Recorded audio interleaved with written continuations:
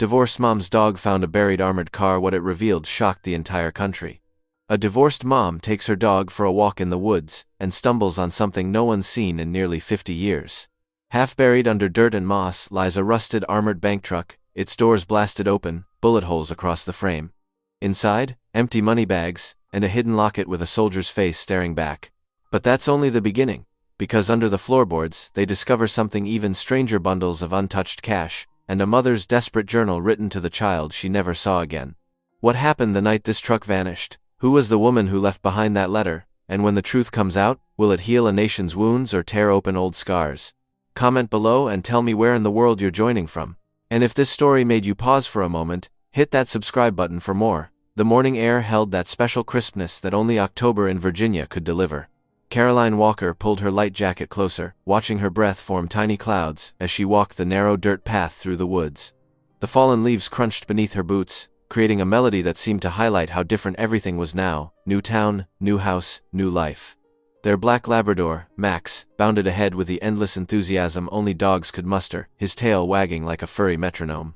Behind them, Caroline could hear the deliberate, dragging footsteps of her 14-year-old son, Ethan. He'd been wearing that same scowl since they'd moved into the rental house 3 days ago. "You could at least pretend to enjoy the fresh air?" Caroline called over her shoulder, trying to keep her voice light despite the weight in her chest. "Yeah, because that's exactly what I need, more fresh air," Ethan muttered, kicking at a pine cone. "Not my friends or my old room, or, Ethan, please." Caroline stopped walking, closing her eyes for a moment. "I know this isn't easy, but we've talked about this." After the divorce, a series of excited barks interrupted her. Max had veered off the path about 20 feet ahead, his black form visible through the trees as he dug frantically at something, dirt and moss flying in all directions. "Max, leave whatever poor animal you found alone," Caroline called out, grateful for the distraction from another argument about their move. But Max didn't stop. If anything, his digging grew more determined, his whole body wiggling with excitement. "What's he found?" Ethan asked, his sullen mood temporarily forgotten as curiosity got the better of him. He jogged ahead to where Max was working, with Caroline following close behind. The dog had cleared away a significant patch of moss and dirt, revealing something dark beneath. Caroline knelt beside Max, her jeans getting damp from the morning dew on the forest floor. She reached out to grab what looked like a thick tree root, hoping to pull it free and end Max's obsession with whatever he'd discovered. Her fingers scraped against something hard and decidedly not wooden. What in the world? She brushed away more dirt, revealing a surface that was definitely metal, its dark blue paint faded and flaking beneath a coat of rust. "Mom, look at this." Ethan had moved a few feet to the left, clearing away more moss with his sneaker. "There's more over here, it's huge." Caroline's heart began to beat faster as they worked together, clearing away decades of forest debris. Max continued his enthusiastic assistance, sending dirt flying everywhere as they gradually exposed more of whatever lay buried in the Virginia soil. I think it's a corner," Caroline said, running her hand along what was clearly an edge where two metal panels met at a right angle. The construction was heavy-duty, far more substantial than any regular vehicle she'd ever seen. Ethan had pulled out his phone and was using its flashlight to examine their discovery more closely. "Look at how thick this metal is," he said, his earlier bad mood completely forgotten. "And see these marks here? They look like they're supposed to be reinforced or something." The sun had begun its descent toward the horizon, painting the woods in long shadows and golden light. As they cleared more area, the truth of what lay beneath their feet became impossible to ignore. The metal surface extended several feet in each direction, and what they could see of it was clearly manufactured, not some random piece of scrap metal that had found its way into the forest. "Mom?" Ethan's voice had dropped to a whisper, though they were alone in the woods. I think this is an armored car." Caroline stood up slowly, brushing dirt from her knees as she took a few steps back to get a better view of their discovery. The fading sunlight caught the edges of what they'd uncovered, highlighting the unmistakable shape of a vehicle's roof, a roof that had been crushed inward with enough force to create a sickening concave depression in the reinforced metal. Max circled their discovery, barking with renewed enthusiasm, as if proud of what he'd helped them uncover. The sound echoed through the darkening woods, but Caroline barely heard it. She was too focused on the impossible thing before them, an armored car, buried and forgotten in these quiet Virginia woods, its damaged roof telling a story she wasn't sure she wanted to hear. Ethan moved to stand beside her, all traces of his teenage angst replaced by wide-eyed wonder. Together, they stood in silence as the last rays of sunlight filtered through the trees, illuminating their extraordinary discovery. The crushed roof of the armored car seemed to hold countless secrets beneath its rusted surface, secrets that had been waiting patiently in these woods for who knew how long. Max's continued barking filled the growing darkness, but neither Caroline nor Ethan moved. They remained frozen in place, staring at the impossible thing they'd discovered on what should have been just another morning walk in their new neighborhood. Caroline drummed her fingers nervously on the steering wheel as she pulled into the small parking lot of the sheriff's office. The morning sun cast long shadows across the weathered brick building, making it look more imposing than its modest size suggested. She'd barely slept last night, her mind racing with questions about their discovery in the woods. The bell above the door chimed as she stepped into the office, where a blast of air conditioning made her wish she'd brought a sweater. Sheriff Daniels sat behind his desk, reading glasses perched on his nose as he sorted through a stack of papers. "Morning," he said without looking up. "What can I do for you?" "Sheriff Daniels? I'm Caroline Walker. I just moved into the old Peterson rental on Oak Ridge Road." She shifted her weight from one foot to the other. "I need to report something unusual we found in the woods behind the house." The sheriff finally looked up, removing his glasses. "Unusual how?" "We found what looks like a buried armored car." Caroline watched his expression change from mild interest to sharp attention. "It's mostly covered, but we cleared enough to see the roof. It's crushed in, and, hold on." Sheriff Daniels held up his hand, reaching for his coffee. "Did you say an armored car?" "Yes, sir. My dog found it yesterday evening. My son and I cleared enough to be sure that's what it is." The sheriff leaned back in his chair, which creaked under his weight. "Well, now, that's not something you hear every day." He studied her face for a moment. "You said you're renting the Peterson place, that backs up to Stillwater Woods?" "That's right. Give me 15 minutes to clear a few things. I'll follow you out there and take a look." He stood up, his movements deliberate. "Don't suppose you have any coffee made at your Pointer place?" 20 minutes later, Caroline led the way down the narrow trail, with Sheriff Daniels following close behind. The morning dew still clung to the undergrowth, soaking the hem of her jeans. They could hear Max barking in the distance, having run ahead to the site. "Your dog seems eager to show off his discovery," the sheriff commented, ducking under a low-hanging branch. "He hasn't stopped talking about it since yesterday," Caroline said with a slight smile. "I had to lock him inside this morning to keep him from digging up the whole forest." They emerged into the small clearing where the armored car lay partially exposed. Sheriff Daniels stopped abruptly, his hand automatically moving to rest on his belt. "Well, I'll be damned," he muttered, moving closer to examine their discovery. He pulled out a small notebook from his shirt pocket. "Mind if we clear away a bit more?" For the next hour, they worked together, carefully removing layers of dirt and forest debris. The more they uncovered, the more details emerged. Shattered safety glass littered the ground around the driver's side, its fragments dulled by decades of exposure. The metal surface was riddled with what were unmistakably bullet holes, their edges rusted but still distinct.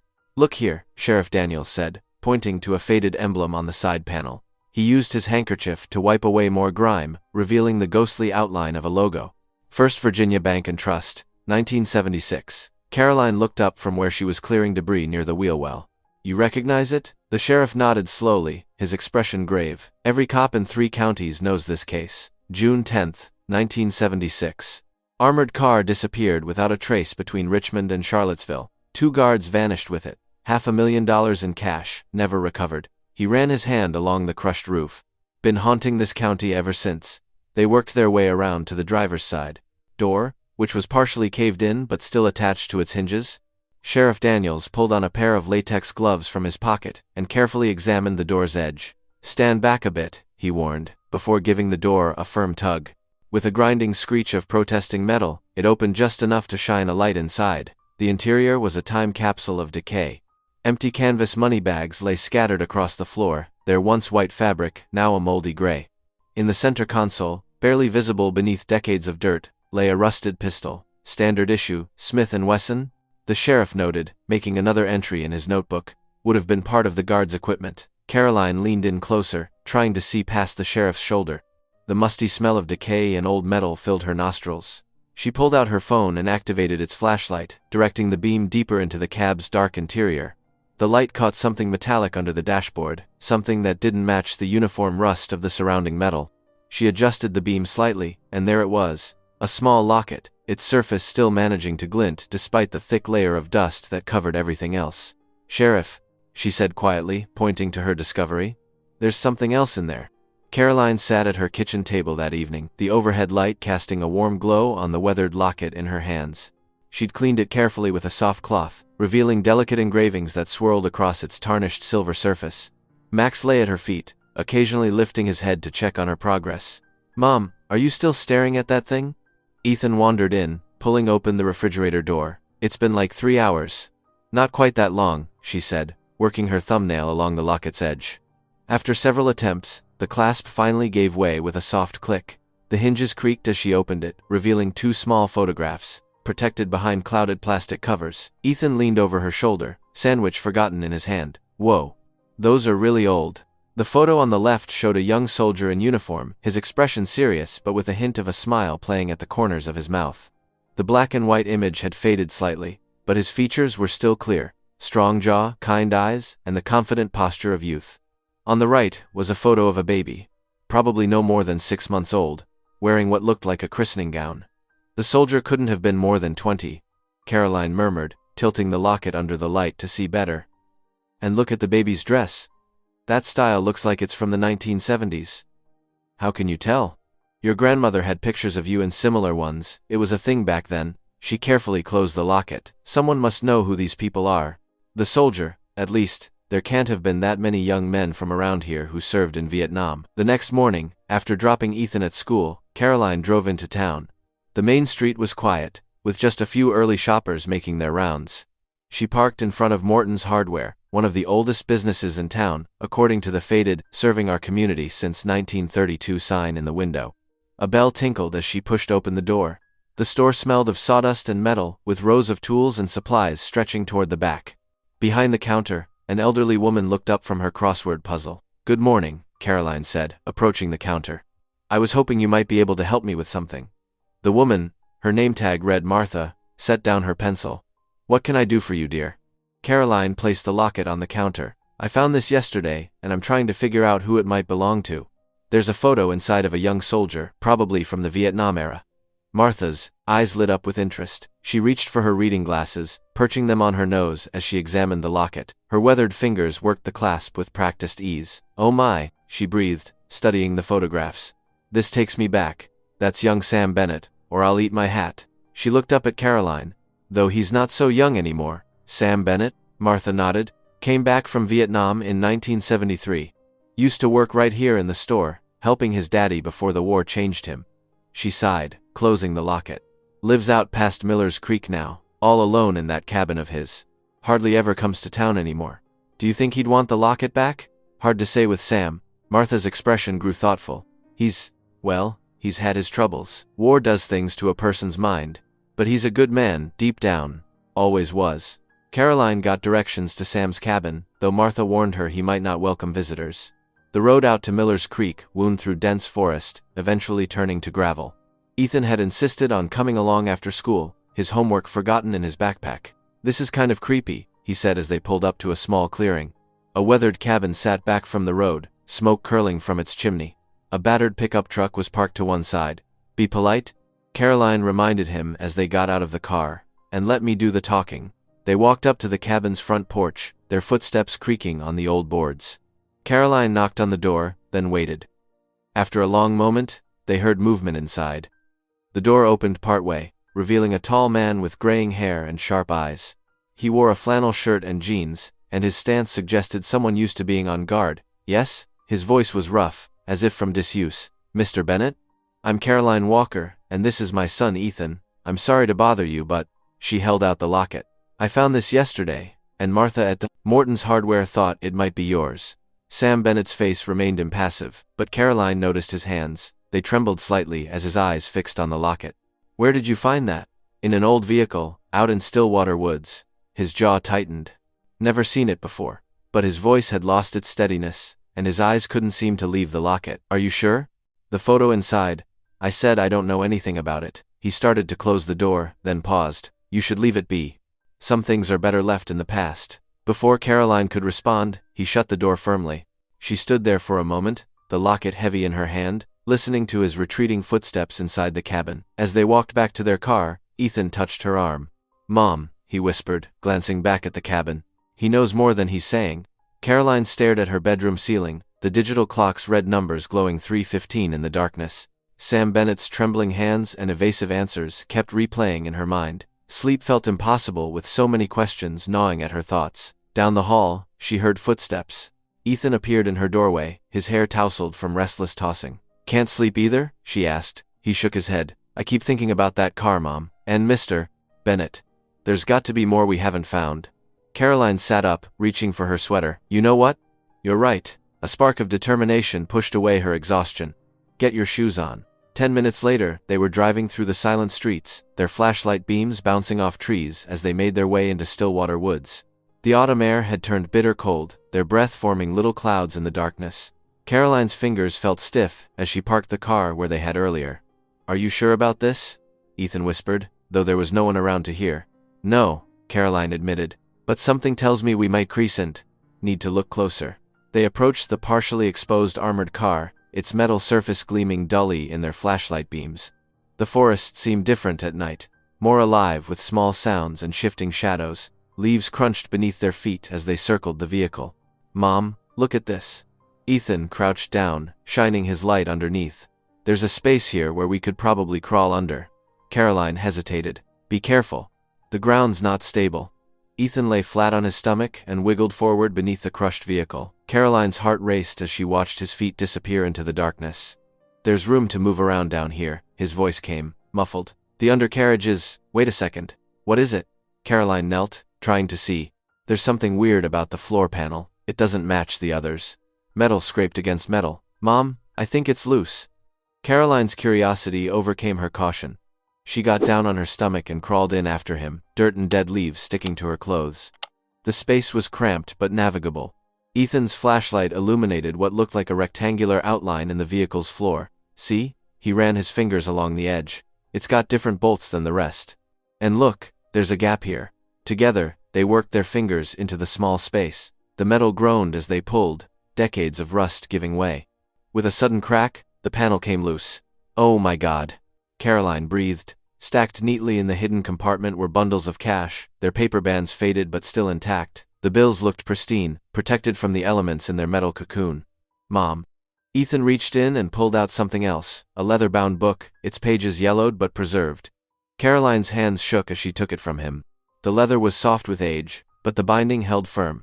Under the bright beam of her flashlight, she carefully opened to the first page. The leather was soft with ages, the press. Handwriting was shaky but legible, the ink having held up remarkably well over the years. Caroline's breath caught as she read the opening lines. "If you are reading this, then my daughter must know the truth." She stared at the words, her heart pounding.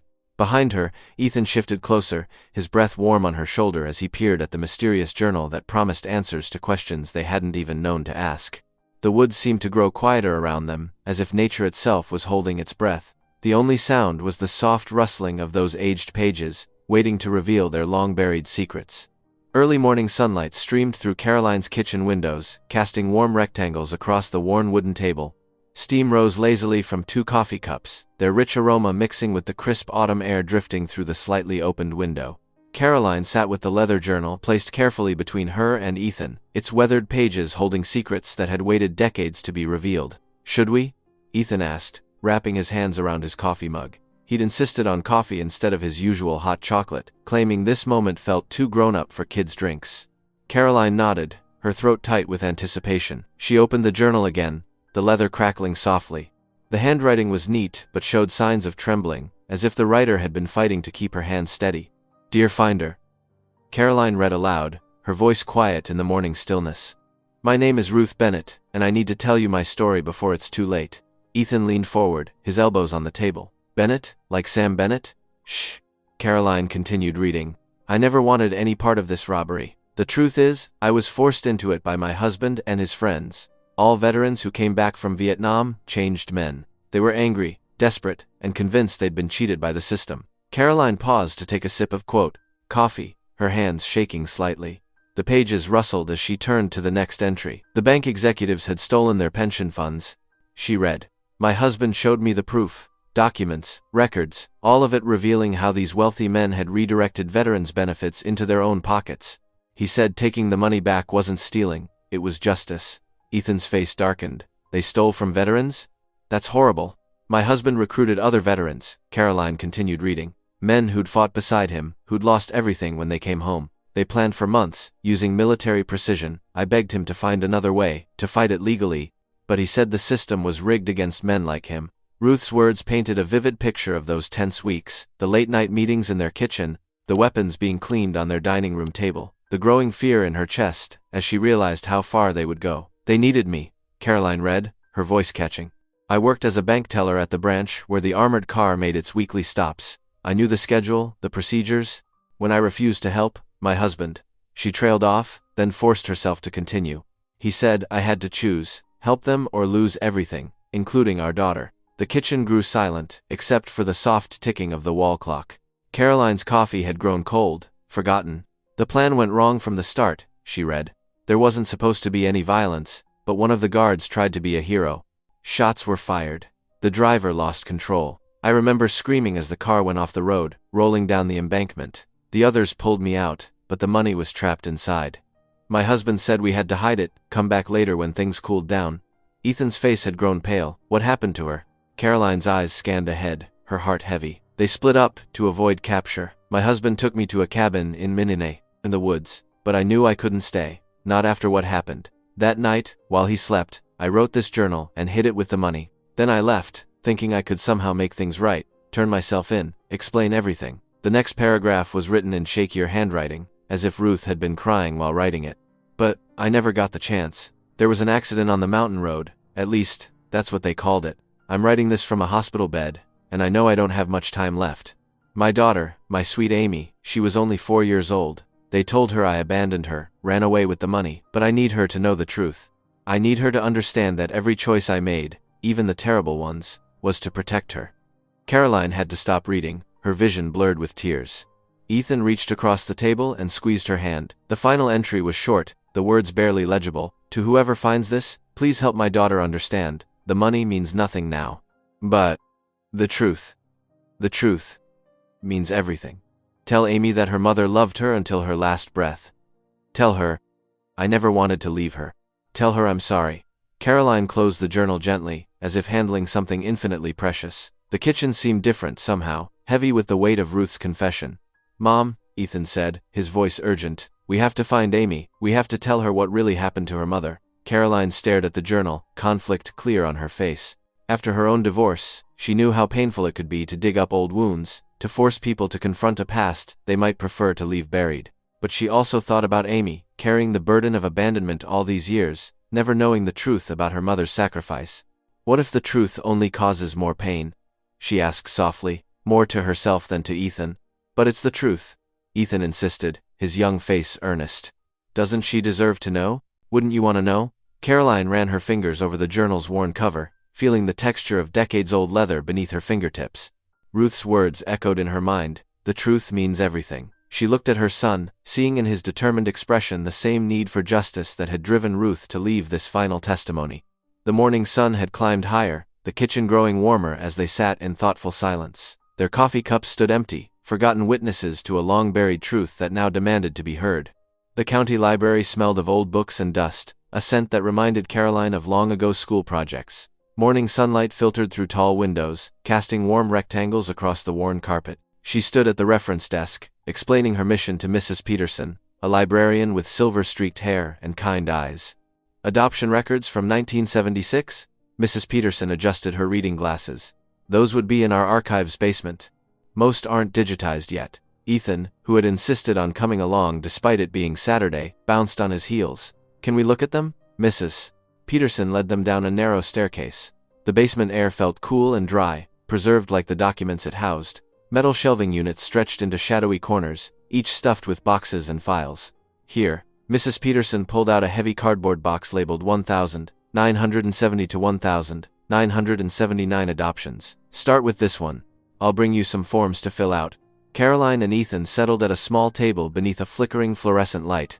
The box contained hundreds of yellowed papers, each representing a child's journey through the system. Mom, look at this. Ethan held up a folder. Street.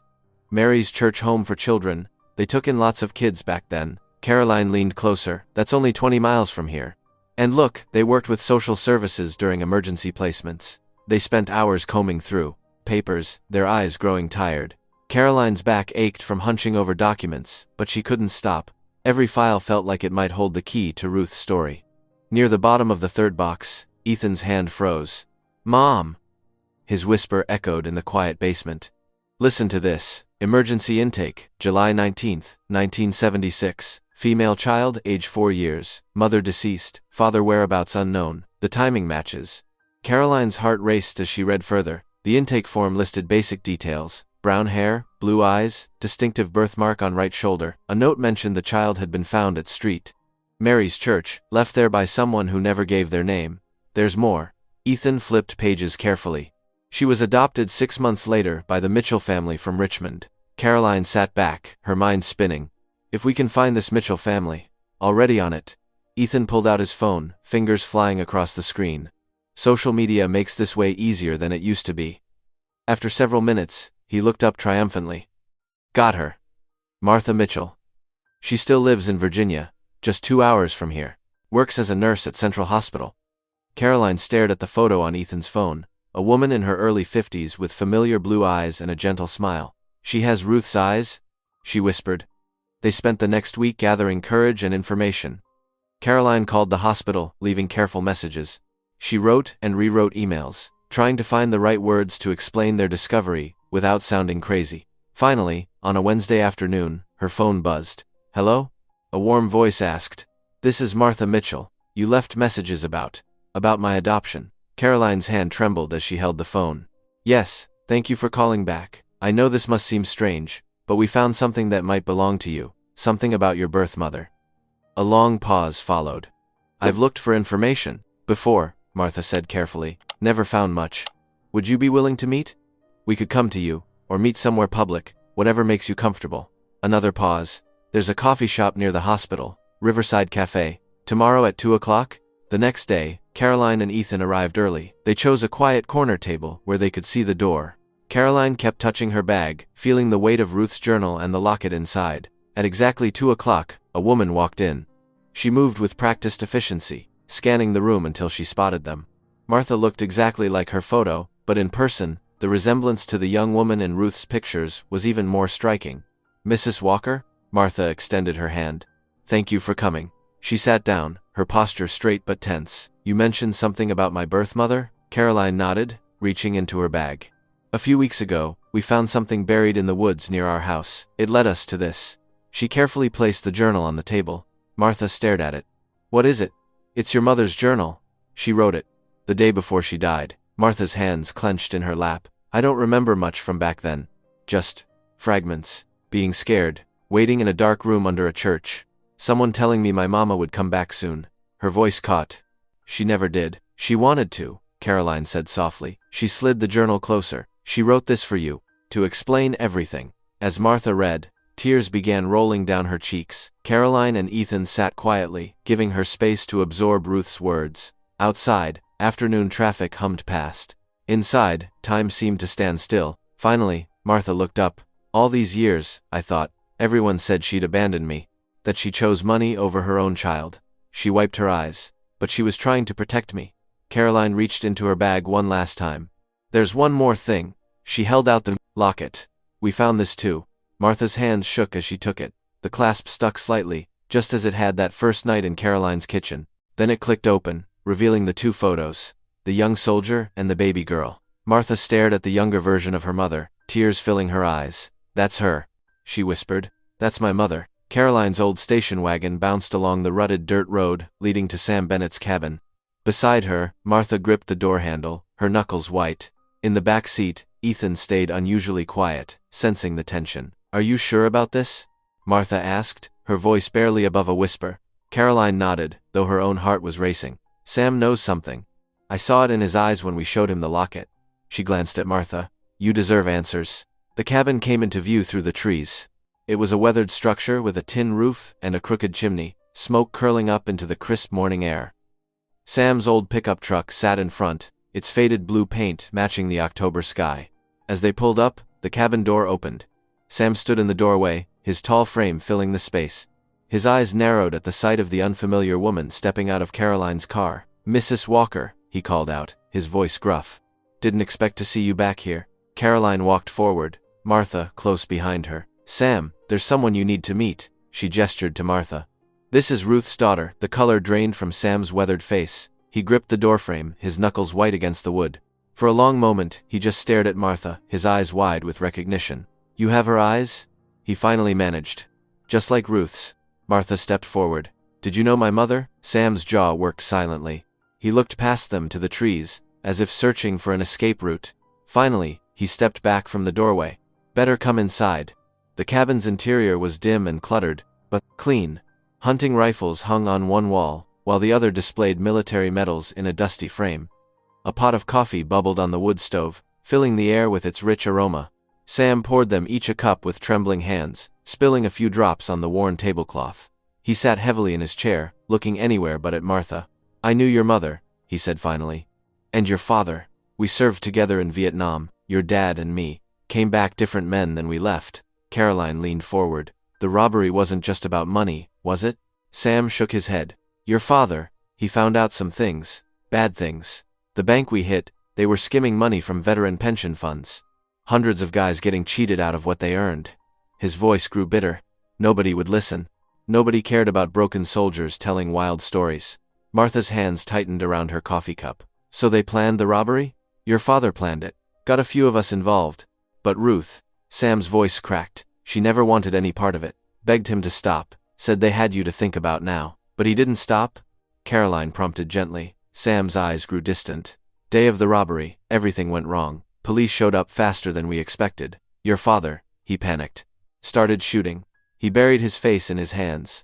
"Ruth knew they'd trace it back to us eventually. She made a choice."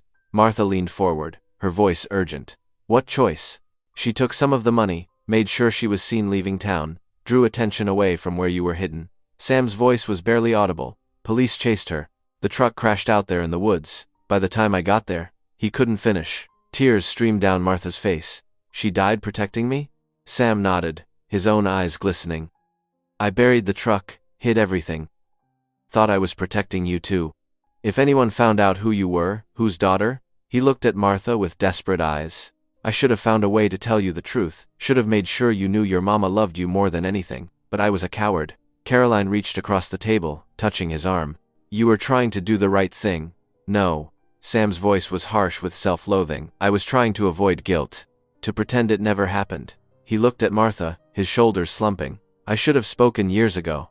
I buried her truth with that truck." Silence filled the cabin, broken only by the soft pop of wood in the stove and Martha's quiet sobs. Outside, a bird called, its song carrying through the trees where Ruth's secret had lain hidden for so many years. Ethan, who had been silent throughout, suddenly spoke from his corner. "But now, the truth is out. Now Martha knows her mom didn't abandon her." Sam nodded slowly, reaching into his shirt pocket. He pulled out a folded photograph, worn soft at the creases. "Kept this all these years. That's Ruth, the day you were born." He handed it to Martha with trembling fingers. She was so proud. So happy. Martha traced her mother's smiling face in the photo, tears falling onto the faded paper. Caroline watched as decades of pain and uncertainty began to lift from her shoulders, replaced by the weight of a different, healing truth. "Thank you," Martha whispered, both to Sam and to the memory of the mother who had loved her enough to die protecting her. "Thank you for finally telling me." Sam wiped his eyes with the back of his hand, looking suddenly old and very tired. His secret was finally out, his burden shared, but the guilt of his silence still weighed heavily in his whispered words. "I should have spoken years ago. I buried her truth with that truck." The autumn wind rustled through the trees as Caroline and Ethan made their way back to the buried armored car. The late afternoon sun cast long shadows across the forest floor, and their footsteps crunched on fallen leaves. Max bounded ahead of them, his tail wagging with excitement, as if he sensed the importance of their return. "Do you really think we'll find anything else, Mom?" Ethan asked, adjusting his backpack filled with flashlights and tools. Caroline shrugged, but her eyes were determined. "Sometimes the biggest truths take time to uncover, honey. After what Sam told us about the veterans and the bank, I just feel like we're missing something." They reached the clearing where the armored car lay partially exposed, its rusted metal now familiar to them. Max immediately began sniffing around the perimeter, his nose working overtime. "It's weird to think about Ruth being here," Ethan said quietly, running his hand along the vehicle's weathered surface. "Knowing what we know now," Caroline nodded, watching as Max suddenly became intensely focused on a spot about 6 feet from the truck's rear bumper. His paws began to dig frantically, throwing dirt and leaves in all directions. "Max, what did you find?" Caroline moved closer, kneeling beside the excited dog. "Ethan, bring me one of those flashlights." The beam cut through the growing dusk as they cleared away decades of accumulated forest debris. Max's enthusiasm had revealed something solid beneath the soil. Caroline's fingers brushed against cool metal. "It's some kind of box," she said, working her fingers around the edges. "Help me get it out." Together, they carefully extracted what turned out to be an old ammunition tin, the kind soldiers used to carry supplies. Though corroded, its rubber seal had protected it from the elements. The latch was stiff but intact. "Should we open it?" Ethan's voice held a mix of excitement and apprehension. Caroline took a deep breath. "After everything we've learned, I think we owe it to Ruth to see what's inside." They settled on a fallen log, brushing away leaves to make space. Caroline placed the tin on her lap and, with some effort, worked the latch free. The lid creaked open. Inside, protected by what appeared to be an old waterproof map case, was a stack of papers. Caroline carefully removed them, unfolding the brittle pages with trembling fingers. The first sheet was letterhead from First National Bank of Virginia, dated 1975. "These are ledgers," she said, squinting at the faded numbers. "Financial records." Ethan leaned in closer, shining the flashlight. "Look at these accounts. They're all marked VP Fund. Veteran Pension Fund," Caroline whispered, her eyes widening as she began to understand. She flipped through page after page of entries, each showing systematic withdrawals from veterans' accounts, redirected to offshore numbers. "They were stealing from their own customers," she said, her voice tight with anger. "Not just a little, millions of dollars. Every pension account was being skimmed, month after month." Ethan's face darkened. No wonder Ruth's husband was so angry. They were robbing guys who'd fought for their country. Caroline continued reading, her heart heavy. "There are hundreds of names here. Each one represents a veteran who came home from war only to be cheated by the very people they trusted with their future." A separate envelope contained handwritten notes, presumably from Ruth's husband, detailing his discovery of the fraud and his attempts to report it through proper channels. Letter after letter to regulatory agencies, all either dismissed or ignored. "The robbery wasn't just about taking money," Caroline said slowly. "They were trying to expose the truth, to get proof of what the bank was doing." "So they were like Robin Hood?" Ethan asked, picking up one of the ledgers. "Stealing from the rich to give to the poor?" Caroline smiled sadly. "Maybe not exactly like Robin Hood, but they were trying to right a wrong. Ruth must have helped hide these records, knowing someday someone would need to know the truth." Max whined softly, pressing against Caroline's leg, as if sensing the weight of their discovery. The forest had grown darker around them, but neither made a move to leave. "What do we do with all this, Mom?" Ethan's voice was quiet but urgent. Caroline carefully gathered the documents, her mind racing with the implications. These weren't just old papers, they were evidence of a massive fraud that had never been exposed. Proof that could rewrite the story of the armored car robbery and the people involved. The truth about Ruth, her husband, and their desperate act of justice had been buried here all along, waiting to be found. Now, holding these damning records in her hands, Caroline looked at her son, understanding fully the responsibility they now carried. "This changes everything," she said softly. "Every story that's been told about what happened here, the robbery, Ruth's death, Martha growing up without her mother, it all looks different now." The evening had settled around them fully now, their flashlight beams cutting sharp paths through the darkness. Max stood alert, as if standing guard over their discovery. Caroline carefully returned the documents to their protective case, knowing they now held the power to reshape history, to bring justice long delayed, and to finally tell the complete story of a mother's sacrifice for both her child and her principles. She looked at Ethan, seeing in his eyes the same mix of awe and responsibility she felt. They now held evidence that could change history, evidence that had waited patiently in the earth for someone brave enough to uncover it and strong enough to share its truth with the world. Caroline's hands shook as she dialed the number for the local newspaper. After 3 rings, a gruff voice answered. "Riverside Chronicle, Jack Peterson speaking." "Mr. Peterson? My name is Caroline Walker. I've found something I think you should see." There was a pause. "What kind of something, Mrs. Walker?" "Bank records from 1975, about veterans' pensions being stolen, and the armored car robbery everyone still talks about." The line went quiet for so long Caroline thought they'd been disconnected. Finally, Peterson spoke again, his voice tight with interest. "Where are you now?" Within an hour, Jack Peterson sat at Caroline's kitchen table, his reading glasses perched on his nose as he carefully examined the ledgers. His weathered face grew increasingly grave with each page he turned. "My God," he muttered, reaching for his coffee. "These match everything I've heard whispered about for decades. But no one could ever prove it." He looked up at Caroline. "Do you understand what you've found here?" Caroline nodded, watching Ethan hover nearby, clearly fascinated by the journalist's presence. "Evidence that the bank was stealing from veterans. that the robbery was about exposing corruption. More than that, Peterson pulled out a small notebook. These numbers match exactly with rumors that circulated back then. Several bank employees tried to blow the whistle over the years, but they were always silenced, fired, threatened, or worse. He tapped the ledgers. Thanks for watching. This is the proof that was missing. Over the next few days, Caroline's quiet life transformed into a whirlwind. Peterson's initial article hit the front page of the Chronicle, sending shockwaves through the community. By the end of the week, 2 FBI agents arrived at her door. "Mrs. Walker?" The female agent showed her badge. "I'm Agent Sarah Martinez. This is Agent Thompson. We'd like to discuss the documents you found."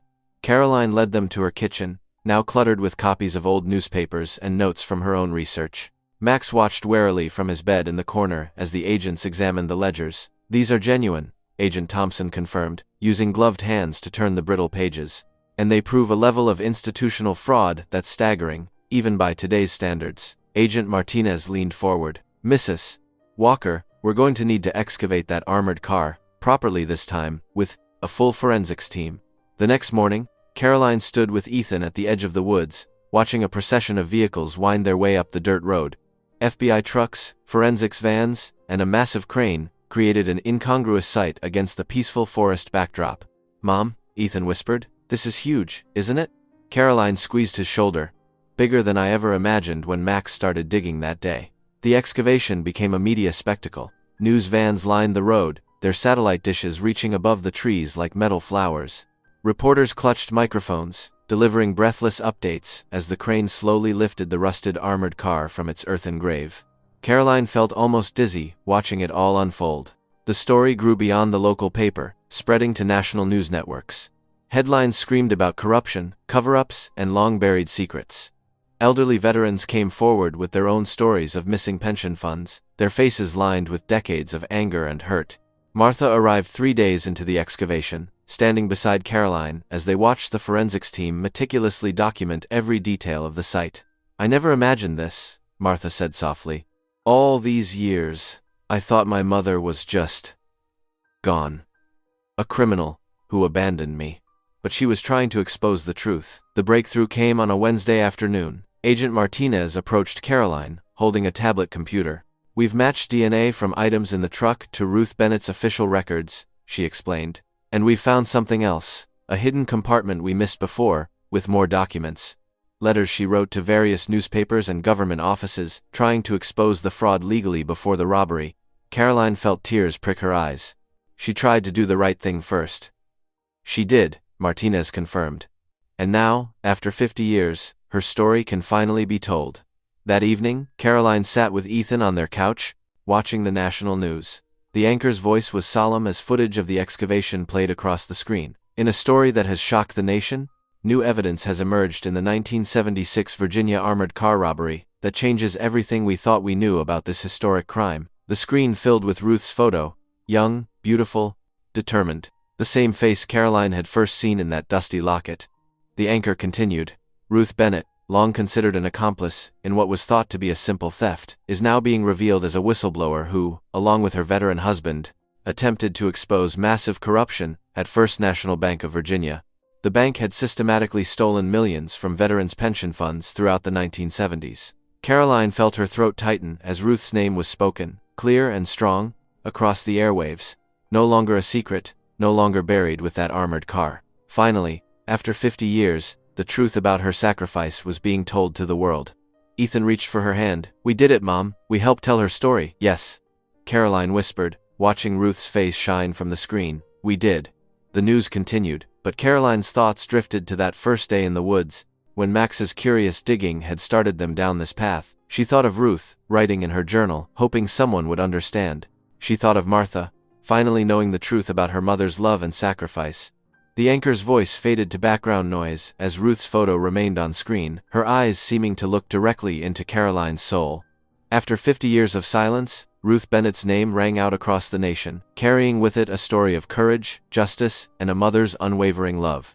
The morning sun streamed through Caroline's kitchen window, casting long shadows across her dining table, where Agent Thompson carefully laid out stacks of preserved bills. "The Sozin Patis," methodical process of cataloging the recovered money had been going on for hours, with agents meticulously documenting each bundle. $250,000 so far, Thompson announced, adjusting his glasses.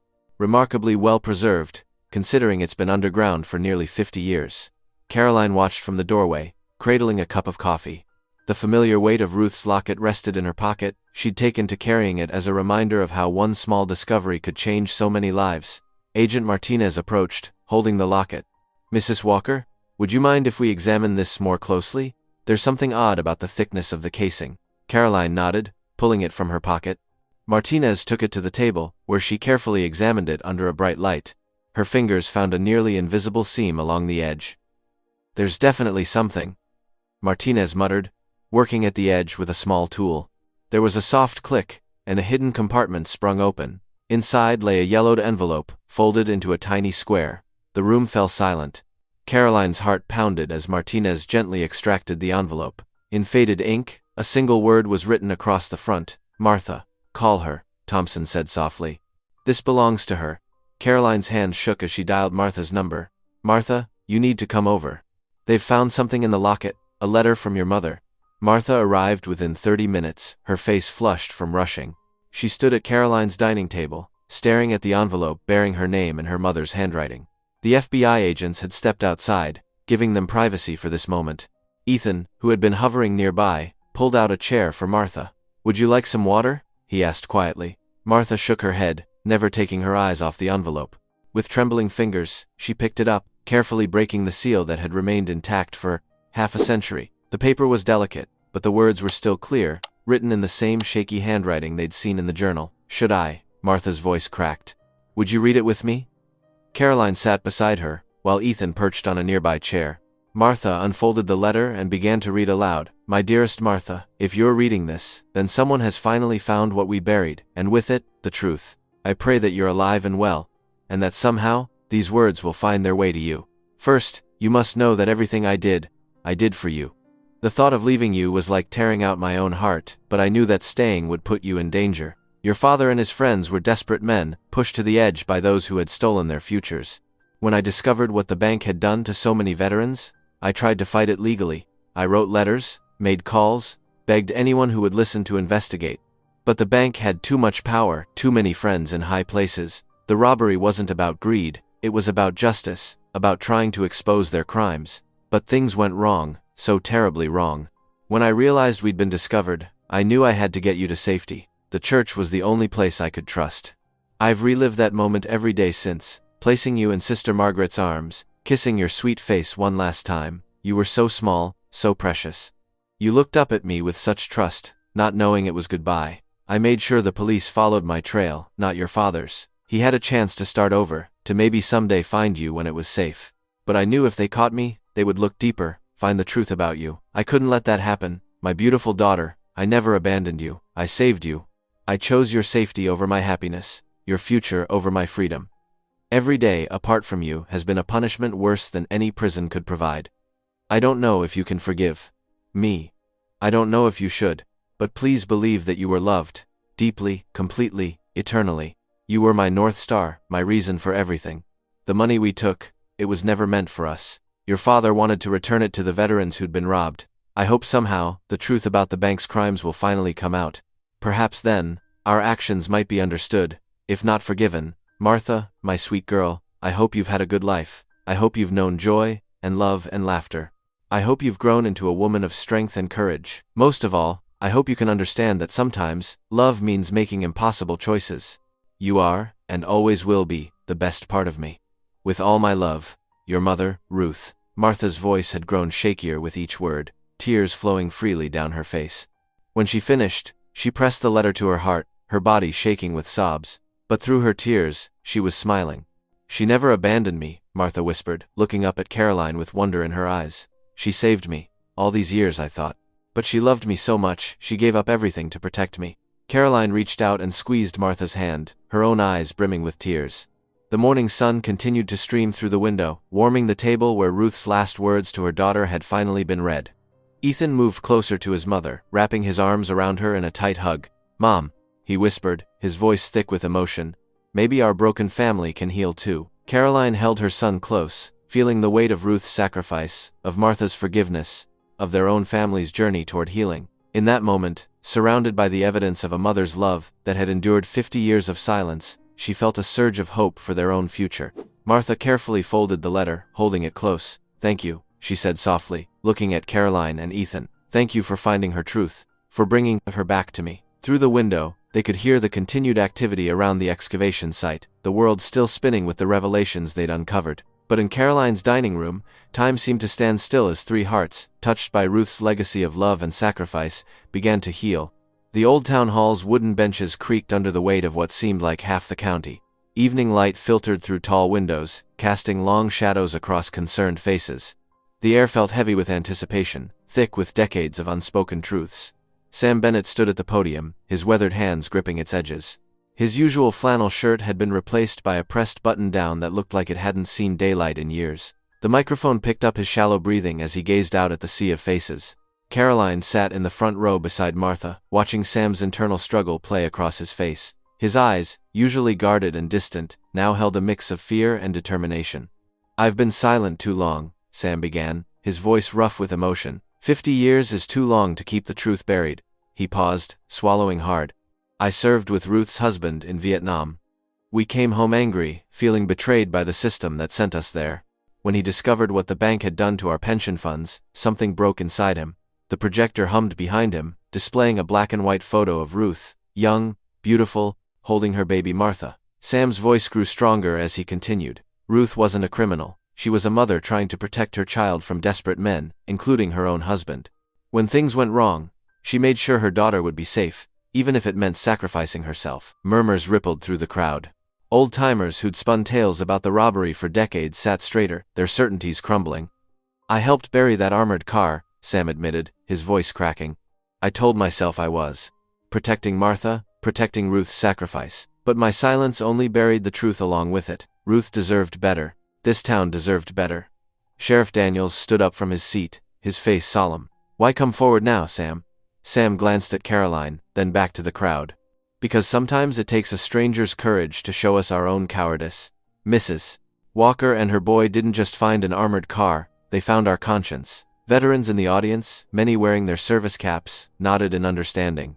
One older man called out, "The bank's corruption has been exposed." Ruth and her husband were fighting for justice. "They were," Sam agreed, tears now flowing freely down his weathered cheeks. "And I let fear keep me from honoring that fight. I let Ruth's name be dragged through mud when she deserved to be called a hero." The president of the local Veterans Association stood up, his voice carrying across the hall. "We'll make this right, Sam. Ruth's name will be cleared, her sacrifice will be remembered." Applause started slowly, then built like a wave. People rose to their feet, their faces showing not judgment but understanding, not condemnation but compassion. Martha dabbed at her eyes with a tissue, while Caroline held her other hand tightly. The truth of her mother's sacrifice, now publicly acknowledged, seemed to lift a weight from Martha's shoulders. Various veterans groups' representatives took turns announcing plans to honor Ruth's memory. They spoke of plaques, scholarships in her name, annual ceremonies to remember her sacrifice. Each announcement drew more applause, more tears, more healing. Sam stood quietly through it all, his shoulders gradually straightening as if shedding decades of burden. When the last speaker finished, he turned to face the projected image of Ruth. His arm rose slowly, trembling slightly, into a crisp, military salute. The photo showed Ruth's gentle smile, her eyes full of the love and determination that had driven her sacrifice. Caroline rose from her seat and walked to the podium. She placed her hand on Sam's shoulder, feeling the slight shake of his body as he held the salute. In that touch was understanding, forgiveness, and quiet solidarity, the kind that comes from sharing a burden too heavy for one person to carry alone. The hall fell silent, watching this moment of connection between the woman who had uncovered the truth and the man who had guarded it for so long. In that silence, Ruth's sacrifice seemed to echo across the decades, touching everyone present with its power and grace. Sam's arm remained steady in its salute, his tears falling freely now, but his face showed peace rather than pain. The truth had finally been spoken, and with it came not destruction, but healing. The autumn sun streamed through the county museum's tall windows, casting golden light across the newly installed exhibit. The armored car, now carefully restored and positioned as the centerpiece, stood as a silent testament to a story 50 years in the making. Caroline Walker stood before the gleaming brass plaque, reading the words that would preserve Ruth's legacy for generations to come. In memory of Ruth Harrison, mother, protector, hero. Her sacrifice in 1976 safeguarded both justice and love. Through her courage, corrupt practices were exposed, and veterans received their due. Sam Bennett traced his fingers over the cool metal of the truck's hood, his eyes distant with memories. They did a fine job cleaning her up, he said softly. Almost looks like that morning we. He trailed off, shaking his head. Martha stepped closer to the vehicle that had carried her mother's final message. I never imagined I'd be standing here, she whispered, feeling proud instead of ashamed. Visitors gathered around the exhibit, their hushed conversations filling the space with reverent murmurs. A group of veterans, some wearing their service caps, studied the display, cases containing the recovered bank ledgers and photographs. Ethan, who had been quietly observing everything, suddenly reached for Caroline's hand. His fingers intertwined with hers, not the reluctant touch of recent months, but a warm, genuine connection. Caroline glanced down, surprised to see a real smile spreading across her son's face. Mom, he said, we did something important here, didn't we? Caroline squeezed his hand, feeling her heart swell. We sure did, honey. Near the entrance, a museum docent explained to newcomers how the recovered funds had been directed to various veteran charities, finally righting the decades-old injustice. The amount, over $2 million when adjusted for inflation, would help hundreds of veterans and their families. As more visitors gathered around the exhibit, Caroline watched their faces light up with understanding and emotion. One mother explained to her young daughter how sometimes the bravest heroes are the ones whose stories take the longest to be told. Max's innocent digging had unearthed more than just metal and memories, DZ said. It had excavated a story of love, sacrifice and healing that had changed all their lives forever. If today's story echoed in your heart, I hope you'll stick around, subscribe, and I'll be here again tomorrow with another story that speaks softly but stays deeply.